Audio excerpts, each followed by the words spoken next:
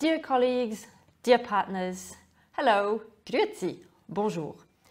We at the Data Science Competence Center of the Swiss Federal Statistical Office are very happy to welcome you to this webinar series entitled Data Science and AI for Public Good.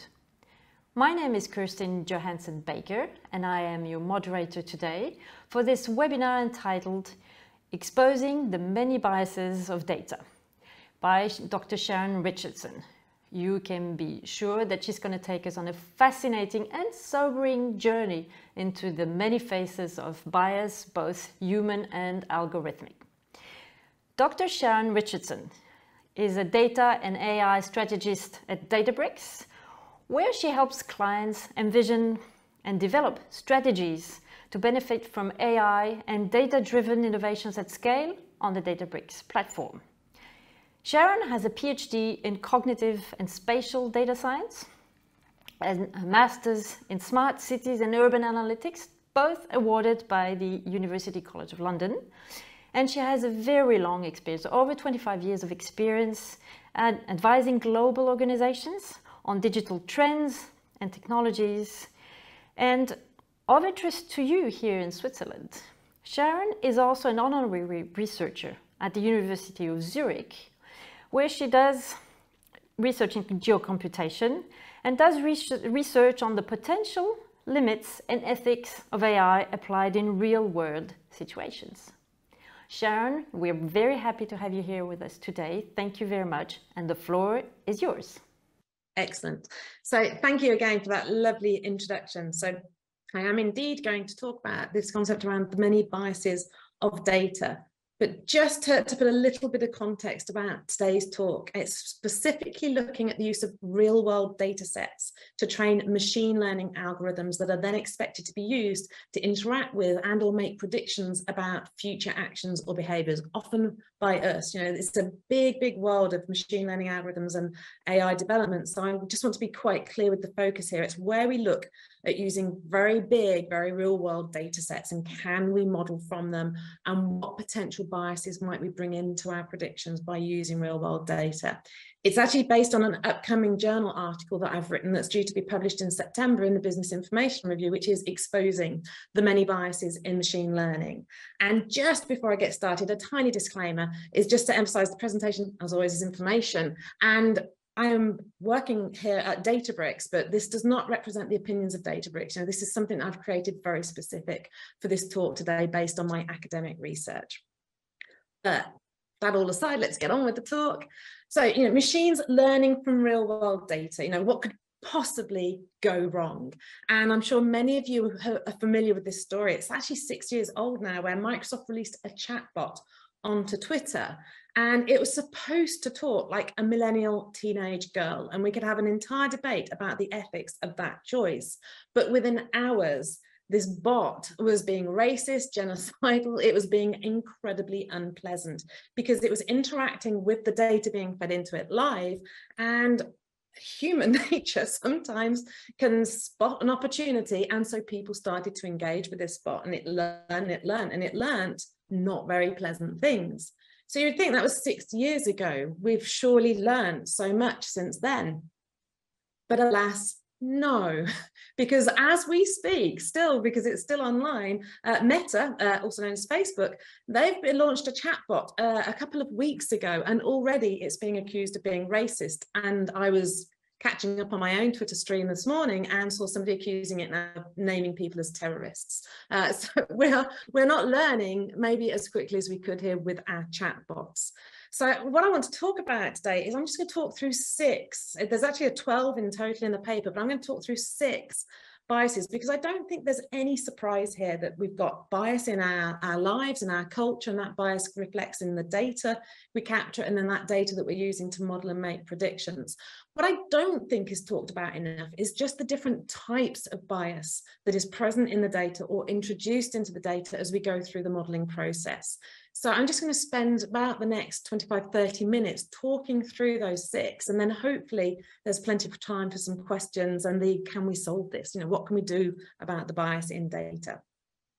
So the first one, completeness bias, you know, which is simply we're modeling from a data set and there is data missing that would otherwise improve predictions. And the example on the left-hand side is a very famous one, and I'm sure it's familiar to most people. It's Abraham Wald's work on aircraft survivability during World War II. And it was this realization that they had missing data in the data set. They were looking at where to reinforce the planes to improve their survivability. And so they were plotting where all the bullet holes were on the planes.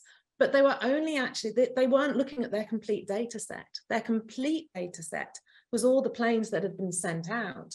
They were only looking at the planes that came back. They weren't considering the planes that didn't return. And that was the insight. Maybe instead of looking at where there are bullet holes, look where there aren't, because those are the planes, if they had hits there, perhaps didn't survive. And so this has become known as this phrase as survivorship bias. So it's a pretty well-known phenomenon, and this is perhaps the most famous example of it. But as we work with machine learning algorithms, we're working with increasingly large data sets. And one that's been very prominent in the news over the last 2 years has been the development of large language models, LLMs. GPT-3 is perhaps the most famous by OpenAI.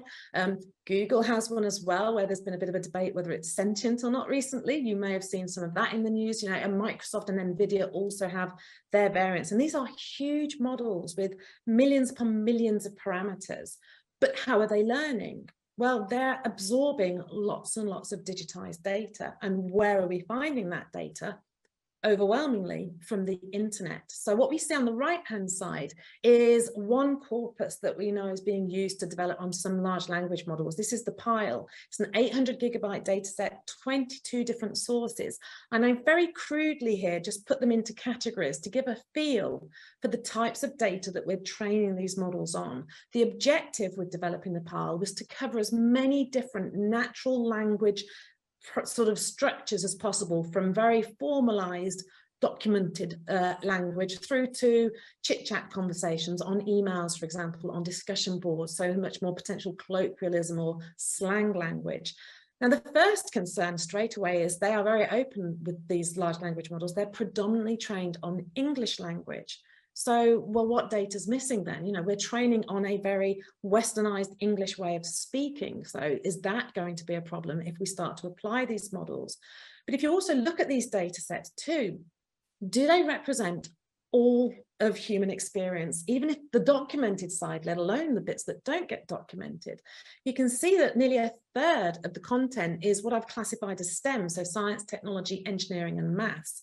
And the sites that are being used here are GitHub, the massive code repository, I'm going to pronounce one, ArcXiv, the academic open source academic site for predominantly maths, physics, science related journals, the US Patenting Office, their background research into patent applications, DeepMind's mathematics site, Ubuntu's Internet Relay chat channel, and Hacker News. These are very, very geeky sources, and they're a third of the source. Medical takes up 13%, and that's medical, but it's PubMed Central and PubMed Abstracts. So that's very, very specific as well, again, to medicine in the US. But we're seeing challenges in terms of medicine that previously clinical trials often excluded in their entirety women from the trial phase in testing. So we're learning that, and we risk sustaining that if we've got missing data, if more recent medical journals now say, actually, this is not appropriate. And perhaps one of the biggest single sources here is Reddit. And Reddit, you know, is very much exploded as a discourse platform on the internet. But who is most active on Reddit? It's over 50, from a recent analysis, over 50% of users are in the US. And within that 50%, in the region of 70 to 80% are believed to be men in the age range of 18 to 34. The top 3 Reddit channels are their announcements channel, Funny for jokes, and Ask Me Anything. You know, so what dialogues are happening here? And maybe there are other conversations that don't happen on Reddit that are not included here. So what is the data that's missing? So I would call this the completeness bias. The second one, representation bias, and this is perhaps the most well-known one. The data set itself is imbalanced and does not fairly represent all potential targets that it's then going to be used to predict. And so the example here on the left-hand side One can simply be you have insufficient examples in that data set. This example from 2018, Amazon was found that they'd developed an algorithm to try and improve the efficiency of their recruiting process. There was quite a reasonable ask of what they were looking to do. Could they train an algorithm to sift through CVs because they receive a lot of them, and at least do that sort of first stage of clearance and then narrow it down to a set that somebody looks at? And they used, in essence, a complete data set because they used all the resumes that had been submitted to the company over a previous 10-year period. So it was complete, but most of the CVs or resumes came from men. And in fact, most of the hires, particularly into more senior positions, were in fact male hires too. So the Amazon system taught itself that, well, male candidates are probably preferable, to the point that when it was investigated, it was found to penalise a resume just because it included the word women somewhere on the resume, such as having been the women's chess club captain. This could have nothing to do with eligibility for a role, but it was an attribute that was picked up because there were simply insufficient examples of women's CVs in there to overcome very, very narrow biases against a demographic. And on the right-hand side, this one has also been quite a famous, well-covered story by ProPublica, the Compass algorithm that's used in US courts to predict the likelihood of recidivism, the likelihood of, after having been convicted of an offence, that you would become a repeat offender in the future. And in this case, you can argue the data set that they were using, again, it was complete because they were going into prior court records and they were analysing and capturing the data of who did or did not go on to commit further crimes. But in essence, this is all really reinforcing prior biases because the data set penalised a demographic, which is Black defendants overwhelmingly, and it resulted in them being far more likely to be mislabelled as high risk and white defendants to be far more likely to be mislabelled as low risk. And you can say, well, there's ways around this. Let's just take gender and race out of the data set as attributes.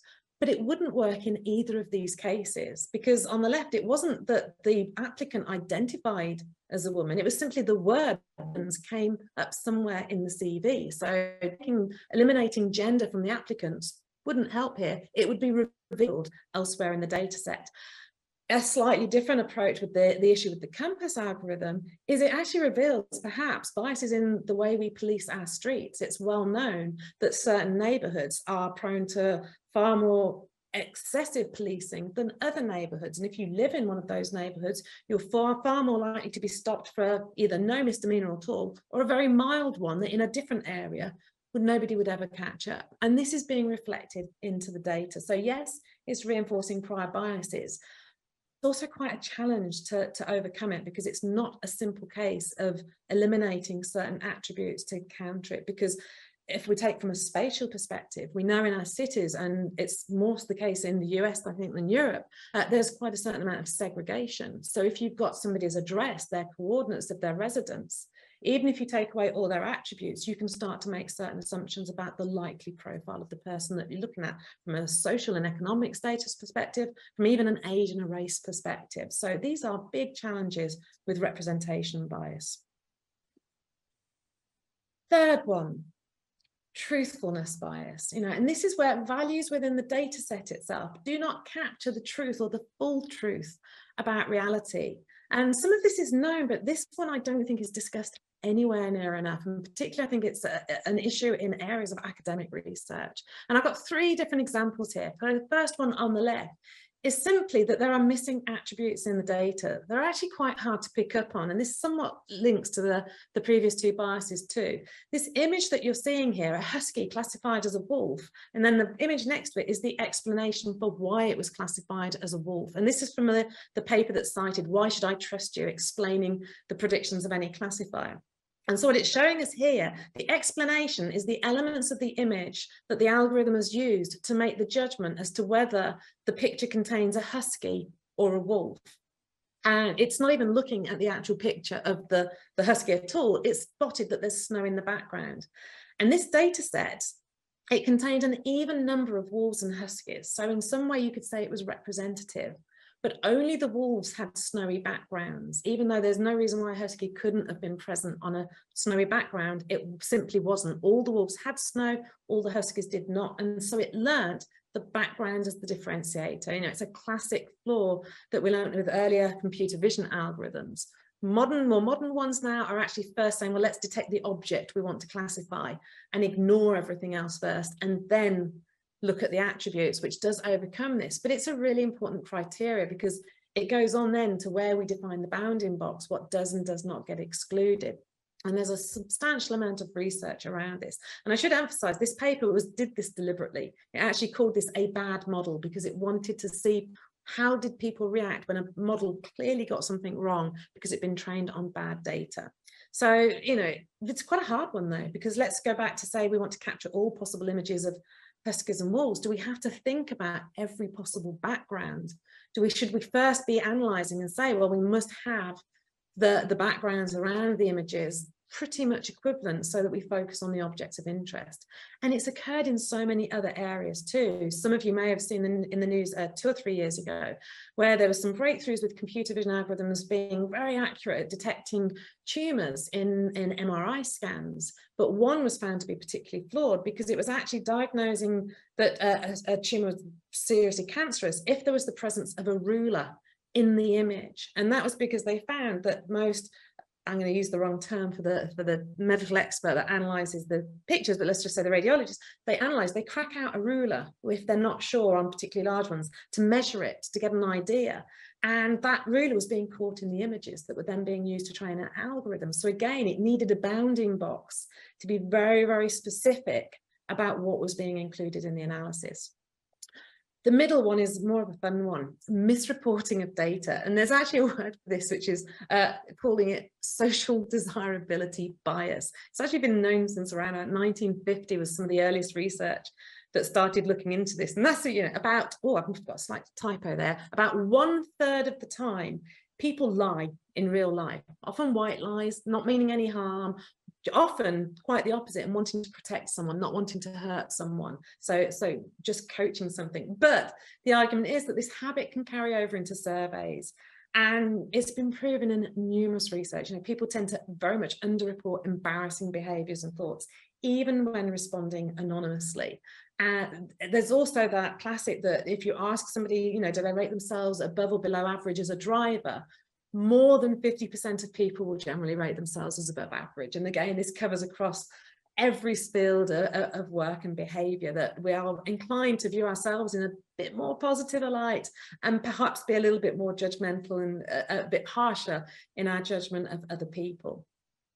Going back into a spatial context, and I'll come back to this because I've done a lot of research in this space, is also when we've observed human behaviour in a natural setting. You know, one of the rises around behaviour mapping and remote behaviour mapping to try and capture behaviour that's unobserved is because participants tend to behave differently to when they're not being observed. If they know they're being observed, or if they're facing an interviewer, they tend to want to present information or behave in a way that they think the observer wants to see. So again, we're capturing that as data, and then we're analysing that data, but there's a lack of truthfulness often in that data. And then in the third example, on the right-hand side, is also the ability that we actually create misleading data, whether intentionally or unintentionally. And this can also be referred to as adversarial bias, because it's bringing readings into a data set that shouldn't be there. It's the absolute opposite of missing data. It's data that we want to throw out of the data set. There's various examples, but this one I just thought, I just love this example, which was an artist in Berlin, bought 99 Android phones, switched them all up, put them into a red cart, and walked along some of the main thoroughfares in Berlin, and managed to trick Google Maps, because it monitors traffic, of the coordinates, the location coordinates of Android mobile devices, tricked Google Maps into giving the impression there was a huge traffic cluster, when in fact there was just 99 mobile phones in a red cart by the pavement. there was very little traffic at all. And so it's a great example of where sort of activist artists make us aware of how this data can affect our understanding of what's going on in our surroundings. Other ones have been the ability to create printed clothing and frames for glasses that can fool computer vision algorithms into thinking you're somebody else entirely, even though to us it just looks like noise, white noise in the image. It's enough to trick a computer vision algorithm into coming up to a completely different decision. So the truthfulness of the data is a concern. Fourth bias is subjective bias. You know, if truthfulness is the capturing of the records, This is when the data set is distorted by the subjective perspective of the observers who are deciding what data matters, what data gets captured. To give an example here, this is quite a recent one published in June. There's been this cross-verified database of notable people from 3500 BC to 2018 AD. You know, and I've highlighted a little bit in the abstract, a new strand of literature. It's building the most comprehensive and accurate database of notable individuals. We collect a massive amount of data from various editions of Wikipedia and Wikidata. And they go on and they do use some deduplication, look some other areas, but the primary source is Wikipedia. And what we do know, because it's been, again, published in articles, is that approximately 90% of Wikipedia editors, certainly the regular editors, are believed to be male based on names and profile descriptions, because there isn't a requirement to declare your gender. We also knew that in 2019, about 80% of Wikipedia biographies were about men. And there's been various articles about this too, pointing out, well, where are the women? And there's a twofold area here. There's if most of the editors are male, they're perhaps looking at their perspective on the world. But there's also a reality throughout history that women haven't been written about anywhere near as often as men. So we'll also have issues where, again, the data's missing or just not represented in the data set at all. Wikipedia themselves are working to address this. And so I think they've already started to reduce that differential in terms of Wikipedia biographies. But at the same time, what defines a notable person? Because we also see breakthroughs coming through in different academic fields, challenging often long-held beliefs about our past. So, for example, there was a recent article talking about hunter-gatherer societies that challenged the perception that the big game hunters were always men. And in fact, archaeological forestry digs are showing that actually there's skeletal structures that suggest that as many women were likely to have been big game hunters as men, and actually they hunted in a group as a tribe. It wasn't a separation of gender for hunting. So that's really challenging a lot of assumptions or prior beliefs around what we think have happened in the past. There was another one I read literally just last week, which is apparently women were the earliest brewers of alcohol, but it's never been written about before. There's a new book that's come out to expose this. So where are the women in this narrative? They've never been written about. And in fact, we're going to Middle Ages and even further beyond. There are stories and there's evidence to show that women played a substantial role in the brewing of alcohol. So, you know, who decides who is notable? Who decides what matters? And, you know, so that's where our subjective bias, it's part of our history. But what's great is that we keep learning. You know, we are willing to challenge our history as new evidence and new techniques, such as even carbon dating and so forth. These things all enrich our knowledge going forward. But when we're training large language models, we're often going a long way back in time. And so, you know, are we picking up some of these newer themes? And then moving into my favorite world of spatial, you know, who decides what data to capture?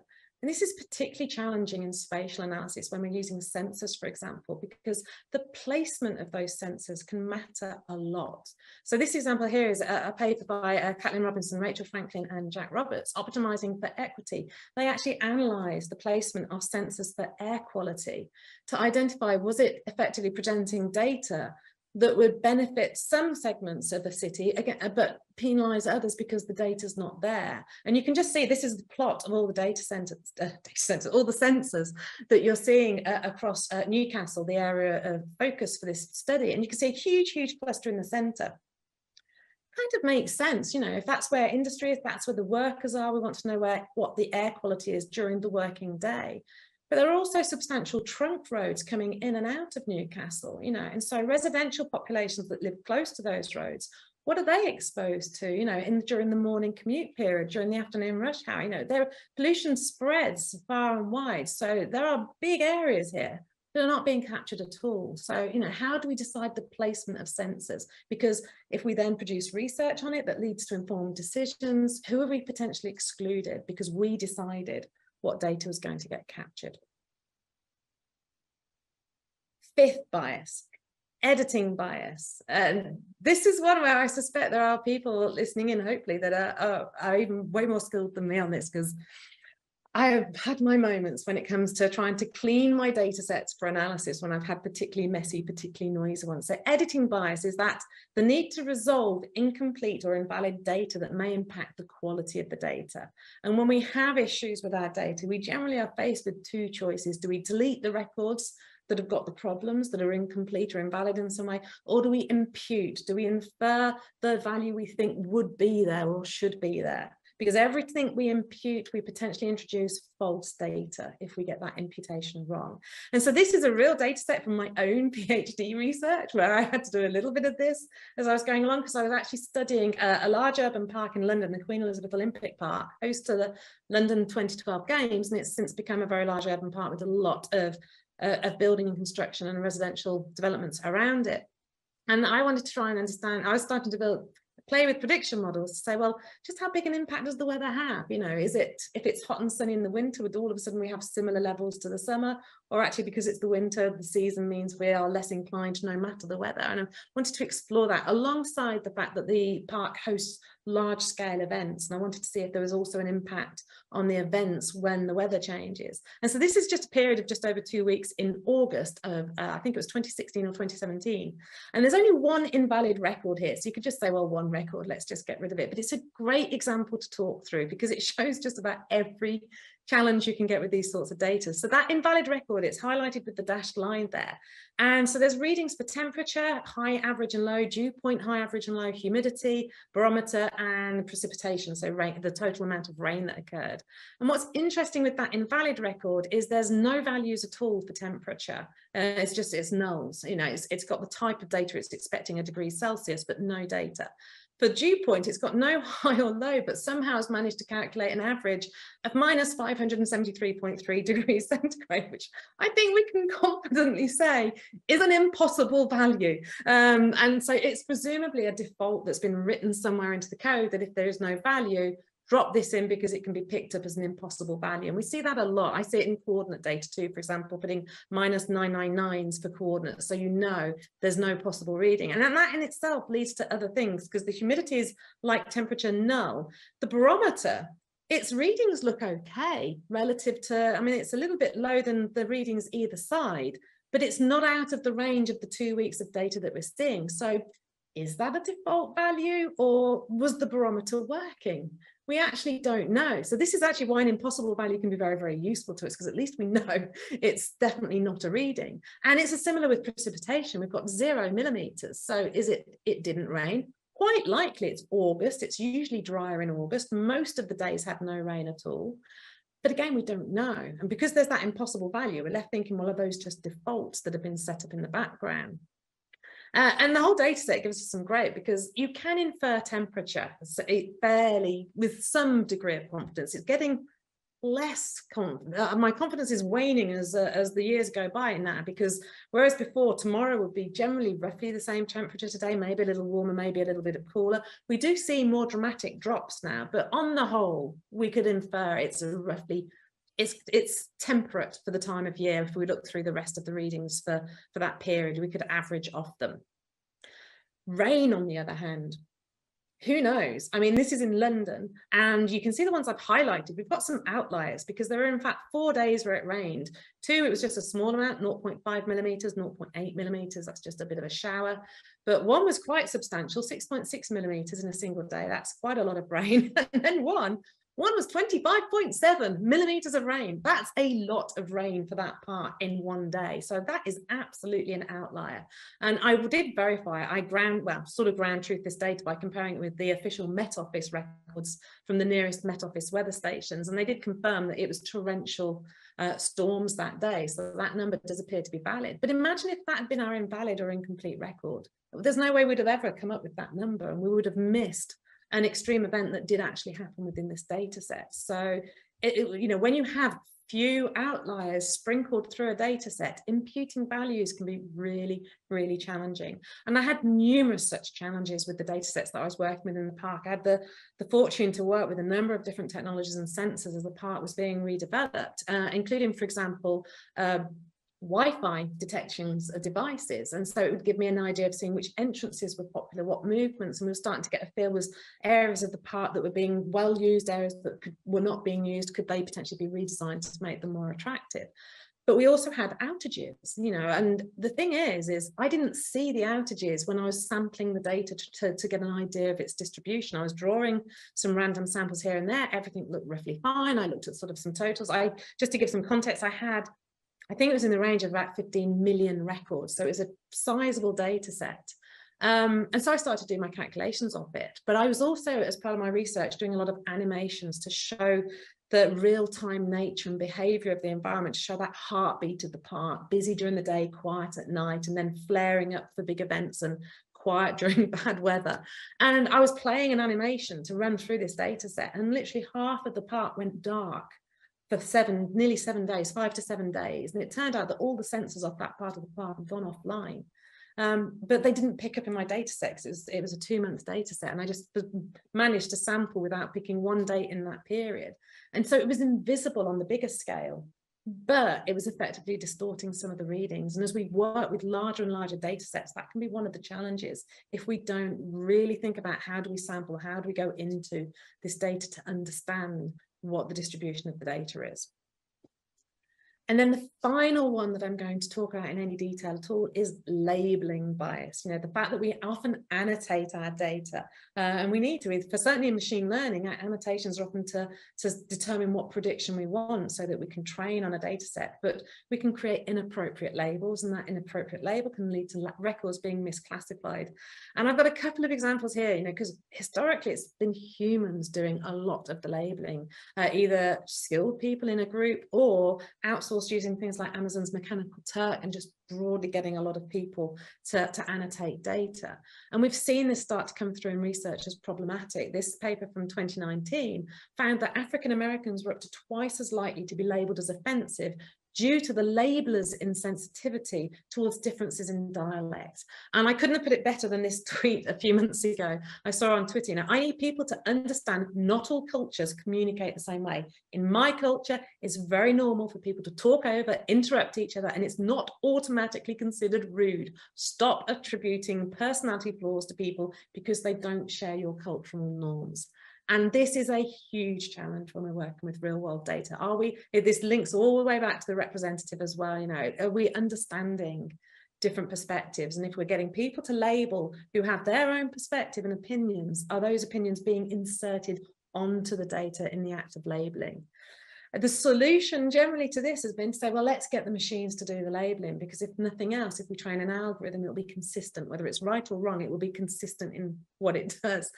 But can the machines do better? And again, this came up just last week on Twitter, which it just made me laugh. I honestly do not know if this is true or whether it's been manipulated. I suspect manipulation may have come in for a bit of a joke, but it's just to highlight, you know, this cow length 5.2 meters, because there's obviously it's more than one cow. We immediately can look at that and go, yeah, that's not the same. That cow, that head does not belong to that body. But it's a great way of highlighting that how computers see is fundamentally different to how we see. You know, we abstract, and there's lots of interest in the AI machine learning field now to start thinking about symbolic representations and to start thinking that neural networks and their sort of interpretation for machine learning have led to amazing breakthroughs.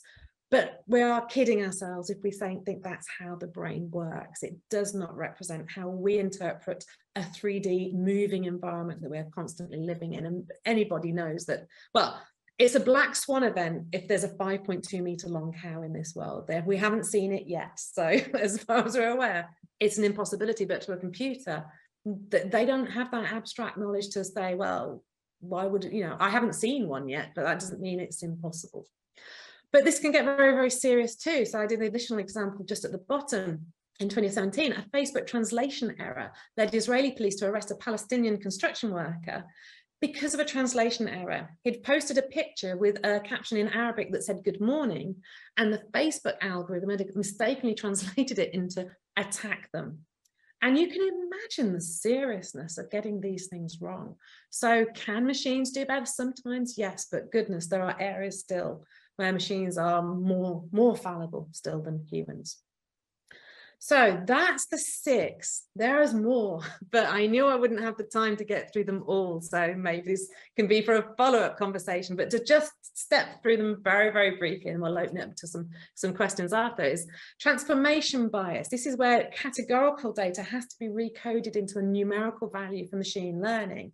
And this is where distance can become a problem, because, for example, if we've got 5 attributes of, say, satellite images or pictures, and it says, you know, our categories are marsh, sea, mountain, forest, and so forth. Well, if we go 0, 1, 2, 3, 4, we're actually creating distance between those values that machine learning algorithm will pick up on. And yes, there are technologies to come around this, such as one-hot encoding, where we try to eliminate that. There's also issues when people don't realize they need to transform data. And a classic one is dates. I mean, if you go back to my weather data, the month was coded as a number, 1 for January through to 12 to December. But December is a neighbour to January, even though 1 is 1 and 1 is 12. You know, December is closer to January than, say, April or May, even though in distance numerically, April and May are closer. And if we don't pick these things up, they go into the algorithm. Enrichment bias is when we combine unrelated data sets to create new features, and that can in itself introduce bias. A quick example might be a business trying to predict, you know, the next products or things that their customers would like to buy, or what products to promote to their customers. And they may have 2 customers with excellent purchase histories, you know, very similar profiles, but they then combine an external credit rating agency. And it then turns out that one of the customers had a bad debt many years ago, and that's actually still affecting their credit rating. Well, now they're going to be penalized in that algorithm. And is that fair? If they've got no track record with their current payment history? You know, these are the things that can really be knotty to unravel. Feature bias is, you know, what selection of attributes we include in the training models. And I get quite concerned, particularly with this rise of citizen data science and sort of low code, no code data science, because it's almost plug and play style model building, but it lacks the rigor that certainly, you know, data scientists that are more formally trained and statisticians, in terms of understanding what features have been chosen. Are there dependencies between those features? Take our Amazon example. Say we've managed to eliminate all gender related references from the CVs, but we've got information such as height and salary, humoringly, say that's on there.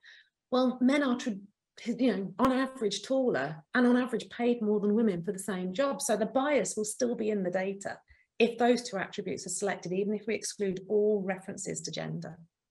Sampling bias is perhaps one of the biggest, you know, the choice in train test splits, actually even doing a train test split, because worryingly there's research showing that's been published in peer-reviewed journals when they haven't. And that initial exploration, as I explained in my own data set, you know, I nearly missed. If I hadn't animated my data, I'm not sure I'd have discovered the missing data within it. Modeling bias is our choice of algorithms. You know, they can have different methods for handling outliers. I had to work on this a lot with my PhD research, because I was looking at doing clustering to try and sort of, is there a way of organically determining cluster spots? And it's like, do I pick an algorithm such as k-nearest neighbors, KNN, which will incorporate all outliers one way or another into its clusters? Or do I use dbScan, density-based clustering, like a spatial clustering and noise, where it will ignore the outliers? And say, yeah, those few, we can ignore those. So get very, very different clusters as results. And then there's also application bias, which is a failure to check if the model has drifted since training. You know, if we've tried, and an easy example spatially here is commuter patterns. You know, any model that was trained before the pandemic was instantly rendered obsolete, you know, within a day when lockdown started. And is how many years might it be before we actually get back to, or will we ever get back to those patterns, or if new patterns emerge? So, I mean, you know, the data has drifted, the model has drifted in the training. So plenty more, and I'd be interested if anyone wants to come up with more biases too, because I think, you know, there's maybe a few more yet for us to wring out of this challenge. But there is growing recognition that we have a problem. You know, and I've touched on it very briefly. There's this paper that came out just last month. Could machine learning fuel a reproducibility crisis in science? And it's really actually quite worrying, because they found errors in machine learning methods in a number of papers across 17 different fields that collectively affected 329 papers, some of which could lead to wildly over-optimistic conclusions. And some of the errors were so basic. It was testing on the same data that had been trained on, no train test split. It had been sampling bias, poor feature selection, poor transformation of the data. All the things we're talking about were present in these papers. I think a real concern is we lack a standard structure, a method, that rigor that is present in statistical analysis, but hasn't yet really become baked in, I believe, fully into machine learning models. Even though a lot of those models are in essence computational statistics, we can play on definitions, but I think sometimes they lack that rigor. We're seeing concerns and desires to address this with regulatory frameworks, potential to bring in auditing capabilities, but it's a far from solved problem. So to close out, last slide, that's my question to everyone who's been listening along. Is bias in data and algorithms solvable? And if it's not, is there an alternative? Can we account for it?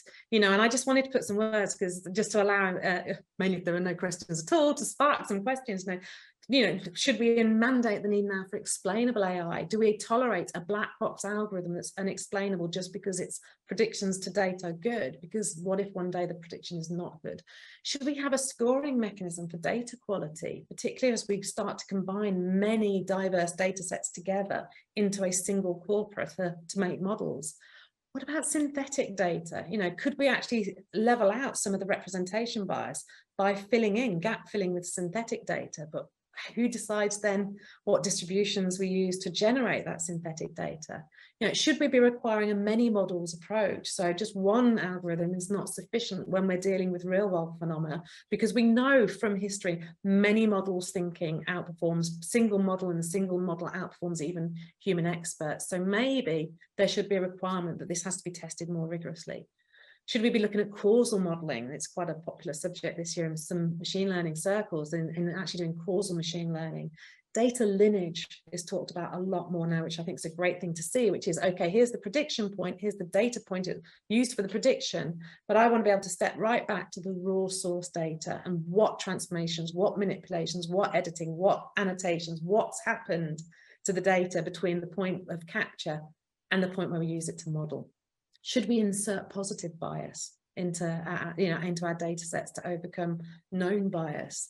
And what about the whole model evaluation and life cycle? You know, if we're doing real world phenomena, the world keeps spinning, thank goodness, it's orbiting the sun, also good. You know, things change, culture changes, you know, social behaviors change, norms change. So having that life cycle is very important too. And a question mark, you know, what others are there? But with that, because I'm conscious I've talked for more than long enough to, I think that leaves us 50 minutes or so for some questions. I will pause for breath and hand back to Kirsten. Thank you so much, Sharon, as usual. Fantastic presentation. I could go on listening. I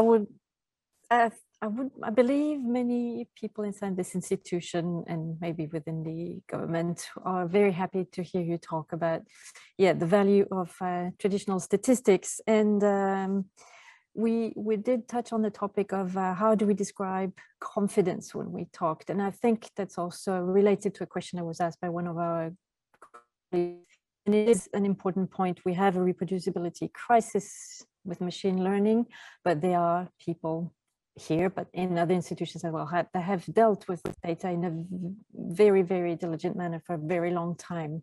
How can we reconcile this?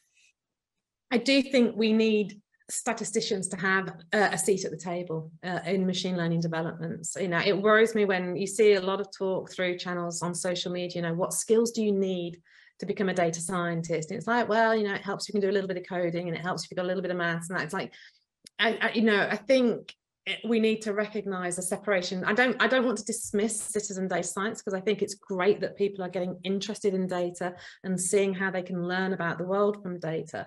But I do think we need to have a separation from where it's used in a professional capacity. And I think that without, you know, because I work for a tech company that's founded in Silicon Valley, but I do think technology companies have got some responsibility here too, where the tools are being created because the technology is there and able to do so. I think we need some rigor in the approach to how we evaluate these models. It's not good enough to just say we've improved, because often the prediction improvement's not huge. You know, it is improvement, don't get me wrong. There are some, and frankly, the developments with large language models and now these hybrid combinations with DALL-E that we're seeing, and Stable Diffusion, is it? The one that's just come out that's open source.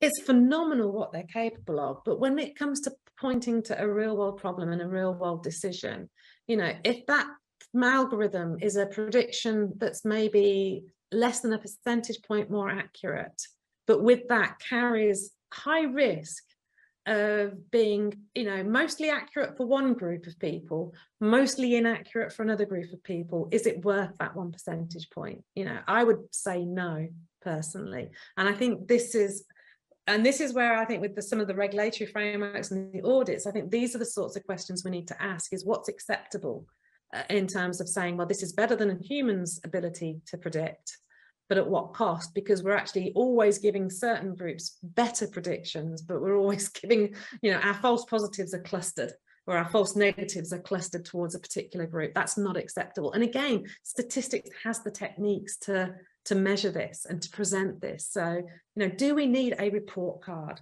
for an algorithm that steps through the different elements? Because it's not as simple, and I don't want to dismiss statistics, but that's a very mature field and it's got a very good structure to it. And it's a little bit like Demis Habbabis of DeepMind. He said, you know, is machine learning the breakthrough for biology that Euclidean geometry was for physics, you know? And the argument's always been that biology is a very messy subject. It was never going to have a nice, neat set of rules for which you could make breakthroughs, and actually machine learning has been that breakthrough. And I think the same measure applies also to machine learning itself. We can't have some nice simple score or rank, and I know p-value on its own is not enough, you know, it's before we have a p-hacking debate, but I think it's even more than that. I think it needs to be almost like a report card because of the amount of steps where we can influence the choice of data and what the readings are within that data. I want to go to that tech optimism, yeah, and largely coming from Silicon Valley, but it's quite popular that just because we can, maybe we shouldn't, big, ever bigger data, but it's probably also a societal question, right? What counts? Who gets to say what counts? What should be measured? How do we evaluate models? What do we take into account? Yeah, you agree? Would you? I absolutely. There's no easy answers here. No. But there perhaps does need to be some kind of watchdog or authority of something. There should at least be the ability for redress. If somebody feels that they have been unfairly penalized by an algorithm, there should be a mechanism for them to have cause for redress, for it to be visited, to identify, to pick out that no, this algorithm might be great for a lot of people, but actually for this person, it's going to predict wrong for them every single time. We can learn from that and build better algorithms.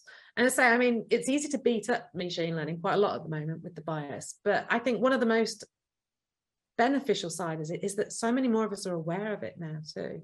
You know, it's mainstream news talking about this, and it's also made us a lot more aware, I think, of bias in the world that was maybe easy for us to dismiss if we didn't personally experience it. So I think, you know, there's the upside as well is the awareness of the bias, you know, and the fact that books, I mean, Invisible Women by Karen Criado Perez is just a fantastic book that goes through so many stories, and we're seeing others emerge. So I think now that we're able to see it, when you can see something, you can it's a lot easier to start thinking about how do we tackle it. So there is upside as well, that we're now so much more aware, because these biases are present in human decision making as well. The danger with algorithms is the scale at which those decisions can be made. Indeed, the scale, yes. And I think, yeah, we do theoretically at least live in democratic countries where we should be able to seek redress. So some of these problems are not new, right? Sometimes we seem to hold AI accountable to a degree to which we don't hold ourselves accountable, right? And you did mention that maybe we should be honest about those biases instead of even seeing ourselves like really neutral computer programs. All the programs are written usually by human engineers. I wanted to come back to an example of data stratification when you train a model, and especially to the aspect of geodata, because of course mostly the subject of gender, race, all these aspects are very obvious and that have to be looked at, have made the news. Maybe less other aspects of how we can induce bias without wanting it. And geodata, there was a really interesting example that you had the other day. Do you remember? Yeah, no, this is it. So I mean, so one aspect in terms of when we are doing a training test split is to do stratification. So instead of it just simply being a random split, so we'll just shuffle the data so it's not in a sort order, because that in itself can be biased, because you end up with all the data, you know, on the first week of the month in one set and the last week of the month in another, for example. So we shuffle first and then potentially random select. But if you've got few outliers or you've got imbalance in there, then there's absolutely the risk that all possible values end up in one set, either the training or the test, and so the model's never going to perform well. So we stratify by inspecting and being aware of these different clusters in our data, and then we can stratify by those attributes. So a really, really basic example that I, again, revisiting the Olympic Park where I did a lot of my research, they have what was formerly the Olympic Stadium, it's now the London Stadium, which is home to a Premier League football club. So you can imagine on Premier League football days, there are a lot more extra people in the area. And I literally was looking, I was curious to see, you know, not only the impact that those football events have on other uses of the park, because it's a huge park. Does it actually deter uses of the park at the other end, or just life carry on as normal? But also to discover weather patterns. And so that's a great example, because there's only so many football matches through, and I had 2 to 3 years worth of data to really explore this. And so one way of stratifying initially was to make sure there was an even cluster, you know, an even representation of the event days in both the training and the test data. And so I didn't train without having any events, or I trained on the events and then there were no events to test on. So that's an easy way of doing stratification. That actually wasn't enough though, because there's actually so much variance in the events, because it turned out they were very seasonal. Even season ticket holders to home games don't go out on an evening in the winter when it's cold. The numbers drop dramatically. So what I ended up with, the only solution there, but it was learnt through the stratification process and modelling, was to split the data entirely and train separate models. And so then I had to decide at what, you know, so all events were into one model, all non-event days were into another model. It required a many model approach. But also, you know, I'm in spatial context, you know, I've had conversations with students on how to stratify. And one argument was, could we just stratify on space? So I'll chop the city in half and I'll train on the data that falls on one side of the line and test it on the others. And of course not, because very few cities have got symmetry.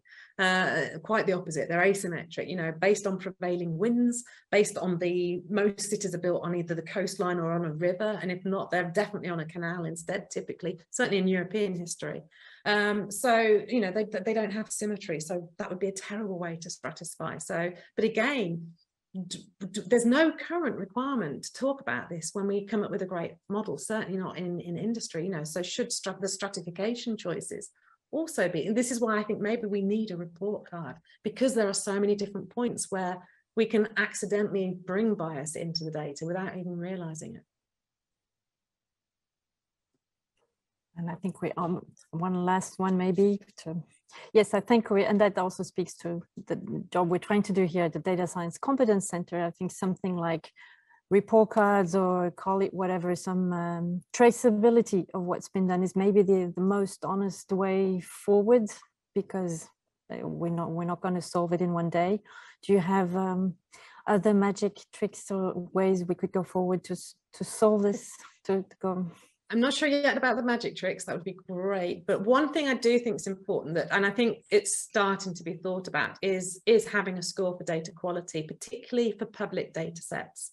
So for example, the ImageNet data set that was created back in 2012, and it has been part of helped the breakthroughs that we've seen with computer vision.